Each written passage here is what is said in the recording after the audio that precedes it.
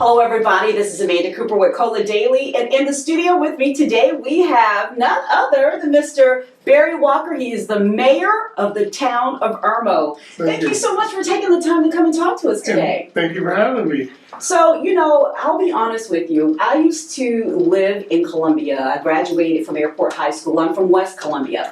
So I'm familiar with Irmo, but I just recently moved back about 2 years ago, and Irmo has exploded. Could you talk more about, number one, who you are, how long you've been in this particular elected officials? I know you are a long-standing elected official in the town of Irmo, and just the explosion of businesses and just the move of people, the surge of people that have moved there over the last couple of years. Well, have you heard of Max on Main restaurant? Well, I'm sure a lot of people have, but for those new to the city, they may not have. Well, I used to run that, and I'm a businessman. And I got into politics in 2004 when I first got elected to the town council. And because of my business experience, I knew what I wanted to have in our town. I knew what it took to grow the town. And for that long 18-year period when I was a council member, we didn't really go out and market ourselves. We didn't go out and tell people about how great Irmo was. So when I became mayor, my first initiative was to now we're going to start promoting Irmo, South Carolina, telling people how this is the best place, the greatest place to raise your family in the world, okay? And then COVID hit, knocked us out. Everything I planned had to go on pause. We had to shut down the town. We had to go into isolation mode. People were dying and didn't know how they were getting COVID.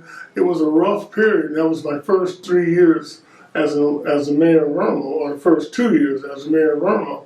Well, now this is the third year, we're coming out of COVID.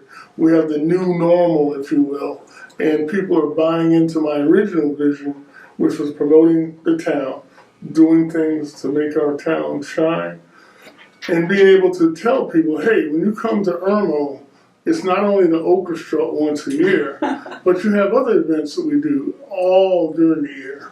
That's very impressive, when you said 3 years.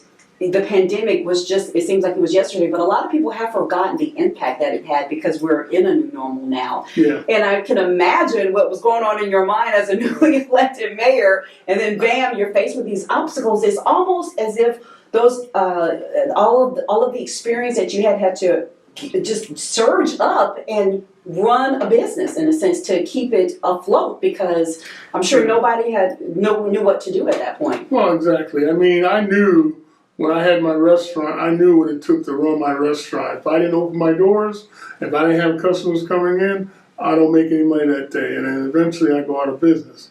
So when the government tells you you have to shut your doors, you can't serve food to anybody in your business, you have to go to Plan B. And people didn't allow the little mom and pops to go to Plan B. Now, if I owned a McDonald's or a Burger King or some big chain restaurant, you got drive-through. You can still make money. They do more drive-through business anyway than they probably do walk-in business. But a little mom and pop restaurant, when I depend on people to come in and eat the food and experience the ambiance, it's a big difference when you can't do that. And so I had to make decisions. We had to shut down some of our restaurants because we didn't know how the COVID pandemic was, how the COVID virus is being transmitted. So we didn't know. We had to figure out how to handle that. And I had to make decisions like, okay, well, no, you can't serve people inside, but you can serve them outside. You can be like a drive-through for McDonald's. Even though you never had a drive-through, you could put a makeshift drive-through together and still do some business. So and people appreciated that. It's almost like you were chosen for that moment. Well, I can tell you, thank you for telling me that. I never thought about it like that, but you're probably right. I uniquely understood the business of dealing with the public, and know that if I have a small business, I have to be able to service the public in order to make money. And if I can't do that because the federal government and the state government says you can't open, then I have to make decisions. Either I go to jail because I open, or I do things that I can do that's creative enough to still make money. So, I get it, and I got it, and people appreciated that. So you mentioned before the orchestra once a year, the event. It used to be. Used to be. And that is probably the major event that a lot of people are familiar with Irmo in regards to events and outdoor activities. But like you said, there's so much more there. Let me tell you something. When I put together groups of people with different interests. In other words, I had a group called the Events Committee formed, and their task was to pull off an event. One event every month that's sponsored by the town. Oh. Well, these guys have took that to the nth degree, and not only do they have one event, but they have several events every month. Now, on the 30th, we're having the Irmo International Festival, which is like a mini version of the Columbia International Festival, but these are all different ethnic groups in Irmo that are getting together and putting a day of showing what they do, having their garb, their ethnic foods, and even bouncy houses for the kids and balloon art. It's another opportunity for us to come together as a community under the new norm and enjoy life. So where are these events being held at? Because I've been out to Irmo and you guys have so many different parks. Yes. So yes. which area will these events take? This event's going to be in the community park, which is a 28-acre park that we have in the center of Irmo. And that park you got on-site parking, got plenty of an amphitheater there, plenty of green space, and that's going to be a wonderful spot. But also, we have other people that said to me, Mayor, I want to have a community garden. I want to do some things in our community to teach people how to grow vegetables. Nice. You know, again, the new normal coming out of COVID, don't have to go to the grocery store. Well, I got together with the Richland County Recreation Commission, and they gave me one of their old tennis courts and said, here, you can have this 10-acre tennis court. We're not using it anymore, and we can redevelop it. I wanted to buy it from them, but they wouldn't sell it to me. So I got a 20-year lease for like $1. And we're now developing. We're putting in there as a community garden, dog park, and a skate park. Wow. All those are going into that 10-acre spot. They're going to have, they got 64 beds. Wow. And each person rents a bed for a year. They plant, whatever they want to plant, legal. And then, let's make that clear, Mayor, legal. And then the dog park committee, they got their group, and they have a dog chain link dog fenced in dog area where they have to get membership, and they're going to put in their amenities for their dog park, like obstacle courses and benches, water stations and stuff. All that stuff is being done by groups of people that are buying into the vision. You talked about several things. Number one, let's go back to the International Festival. I think when you said featuring different cultures in the town of Irmo, I think that's interesting because I can remember a time where it wasn't as diverse and multicultural. Yeah, see, that's the big thing. People think of Irmo as being out in the suburbs and being Caucasian and very upper middle class or whatever. And I'm sure that's what it is, but I am not certainly upper middle class, and I definitely am not Caucasian. So with those two things in mind, Irmo has changed. People have moved into that area, and we have an opportunity to experience Indian culture, Chinese, Mexican, African American, all kinds of different cultures are coming into the Irmo community, and they're bringing in their dialect, their food, their dress, all that stuff is coming in. And when I recognized that, I said, well, let me take advantage of the opportunity we have and let's experience all that together so that when your neighbor comes in, a new neighbor moves in and they don't look like you, you're not afraid to say, hey, how you doing? Here's a peach cobbler. Let me introduce myself, and get to know your neighbor so that when something happens, you're not strangers. You're not, you don't know who that person is, and that's starting to work. Unfortunately, it's 3 years later, but we'll have to start somewhere, and I think it is. You gotta go with the cards that you dealt with, Exactly. and you were dealt with some pretty low cards a couple of years ago. You didn't have a winning hand there. Years ago. I got elected in November. Yeah. I took office in December, and in March COVID Right. pandemic was full swing and we had to lock down everything. So when we talk about Irmo, I'm familiar because, working with Cola Daily, we highlight a lot of different small businesses that are popping up throughout Irmo, and it seems like it's just every week there's a new grand ribbon cutting, and it reminds me of the same sentiment that City of Columbia Mayor Daniel Rickerman said. Columbia is open for business. It seems like Irmo is open for business as well. I mean, you guys have a lot going on as far as entrepreneurs moving there to start businesses. That's because of the mayor, see. I'm going to take all that credit. Get all the credit, Mayor. Again, coming from the restaurant business, being a small minority businessman, I know the challenges it takes to run a business, Again, if I don't open my doors, I don't make any money that day. It's not like you can call out sick. Right. You have to be open to make money, and you have to be consistent about your product. And knowing that, if I could do anything to help those young entrepreneurs succeed in Irmo and make Irmo an inviting place to come and open a business, that's what I want to do. Irmo is one of the few municipalities that doesn't have a millage rate. We don't have a town tax. We live off of business license and fees. So when you move to Irmo, if you move a business to Irmo, yeah, you have to pay a business license, and yeah, you have to pay a hospitality tax. But that's it. You don't have a millage rate on top of that. Now in Columbia, I had to pay almost 90 mills, whatever the millage rate was at the time. I had my hospitality tax, I had my local option sales tax, I had all this stuff I had to pay. But in Irmo, we eliminated one aspect. The town doesn't grab any extra tax money from you. We want you to be successful. We want you to have all your customers come in. And then because of that, we are really experiencing a lot of influx of new businesses, new entrepreneurs. My town grew from a $3 million budget to right now, presently, that was back in 2006, 2005. Today we have a $9 million budget, and we have $6 million in the bank in reserves. So we don't have, if we have a bad downturn economy, our town can handle it. We can weather that downturn.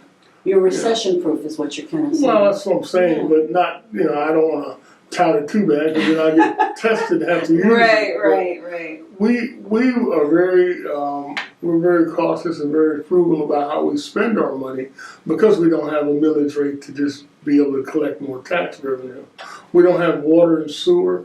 We don't have a millage rate, so we have to be very, very cautious in how we spend our money. Well, I know you're tight on time. I'm not going to keep you longer, but I do have a question in regards to downtown. I know there was some discussion about Main Street and some sort of downtown development that's on the on the table, off the table, on the table, off the table. Could you expound more on that? Yeah, the council wanted to take our community park, which is the center of the town. It's a 26-acre park, and we wanted to build up the roads through there that connected to there, which are old, ancient Hermes roads. They're not paved; they're still gravel, and we wanted to pave them, put some infrastructure in on there, and build what they call a downtown Greenville look with the buildings and the businesses. But the plan was to do that, but the fault came when we introduced it to everybody else, but the stakeholders, they found out about it to reading it in the paper. So then we got pushback from the stakeholders, and I guess rightly so. It just happened to be an area that's predominantly African American, and what we should have done was had that conversation with the stakeholders first. Right. And say, hey, this is what we're doing. Would you like to buy into this idea? And then we would have had a probably different result. But that didn't happen, so that's okay. We kind of backed off of doing that. And we still have needs of, we need a new town hall. So we found other places to put those type of facilities in the Irmo area. So it's not like it's off the table, it's just that we have to rethink how we're gonna approach it and where we're gonna do it at. That's all. All of our stuff is built around a train depot. And so we finally got our Domino's open up, which resembles an old 1910 train depot. and it's right on the train tracks. And so that was our focal point of being downtown. Lake Murray Boulevard is our main drag through town, and people use that as an archway to get to Lake Murray. And so we just have to rethink of what our branding is going to be and what that's going to look like. So I know when we talk about Lake Murray, you know, like I said, I've just recently moved back after quite some time, and I'm still learning like the boundaries, the where everything is. Okay, so help me figure this out, Mayor. All right. I'm on my way to Harbison to go to the mall. I get off the exit. Am I in Irmo or am I in Columbia? You're in Columbia. Okay, because everybody they call that Irmo. Okay, so. It should have been Irmo. But back before Barry, the city of Columbia annexed that land that the Harbison Columbia Mall is on into the town limits of the city of Columbia. And they did that strategically for the tax revenue. And everything around that mall, everything you see, anything, businesses, all that city of Columbia. Back when they were building Lake Murray, Irmo had a Irmo side and a Lexington side. A lot of African Americans worked on that dam. They weren't allowed to stay on the Lexington side. This is back in 1910, 1920. They had to stay in camps on the Irmo side. And because of that, when you say the Irmo side, that's where all those, on that side, that's where all the African Americans started buying property and getting land down Lake Murray. Lake Murray Boulevard was owned by almost all African Americans as late as 1990. There are black families that own land on Lake Murray Boulevard, up and down. But I digress and say that that's when you say Irmo side, when you get to the dam, before you get on the dam, you actually drive over to Lexington, that's the Irmo side where the little park is. One last question. Could you talk about the history of Lake Murray? For people who are new to the area and are not familiar, what's the story? Lake Murray was built and it flooded out several towns. I believe there was an article in the paper where they had mentioned that there was like hundreds of towns, little small towns that were flooded out when they built Lake Murray. But what they didn't tell you is that people that are buried there stayed there. So when you go down there, you're gonna find tombstones where people are still, loved ones are still down there underneath 100 feet of water or whatever their depth is. But yeah, it was a black townships down there in black areas that were African American areas. Irmo was founded by emancipated slaves from the Lord Plantation back in 1865, after the Civil War. And if you can imagine, back then, when just after the Civil War, you had these free, African Americans, they were not able to incorporate the town or settle the town and get it incorporated. But these two railroad men, Iredale and Lord Mosley, they were able to go to the State House and get Irmo chartered as a town called Irmo back on Christmas Eve of 1890. Wow. That's when they signed the charter. So, and then at the time, Pitchfork Ben Tillman was the governor who had to also sign off on it. So it would have been a little difficult to get African Americans to do that back then, but these two guys did. And they were successful, and that's how Irmo was born. Wow. And so now it kept developing. First it was a railroad stop where they got water and fuel for their steam locomotives going up to Newberry, and then it grew into a Lake Murray entrance to the lake, and it just grew up from there. Wow, that's great history. I never knew that. I'm sure a lot of people are fascinated to hear that. When are you up for re-election? November. Of this year? Yeah. Okay. So how you feeling? Got me? I don't even know if I'm running or not yet. What? I have to Spoiler alert? Yeah, I'll have to call you back and say, Mayor Walker. I'm going to make a big announcement this week. And right now, I don't know. I'm still mayor right now. I've still got a bunch of things on my plate that I have to get done, and so we'll see. Now, just let's say you are not you do not run again. Yeah, I'm retired. So if you retire, will you start a new business somewhere? Well, I have kidney failure, so I'm on dialysis 3 times a week. Oh. So my objective is to get me some new body parts. Yeah, main objective, new body parts. So, I mean, I've been so busy Yeah. with being the mayor and ops and all the meetings and things I've been doing that it's been keeping me alive because I don't have time to sit around and mope and think about my illness where I get sicker. Right. So I'm telling you, being mayor has really done a lot, but I do have to make that transition and get that new organ put in, Yeah. so I can have a better quality of life instead of doing dialysis 3 times a week, 4 hours at a time. Which is draining, which is a lot. Yeah. Well, we wish you the best, especially with the body parts. We hope you get your kidney Anybody knows from where Walker. want to donate a kidney to me, I'll be glad to talk to you. I know that's right. Well, it has been a pleasure speaking with you. It's my first time meeting you, and I have to say it was a tremendous delight. Man, we can't say we're strangers anymore. No, we are not.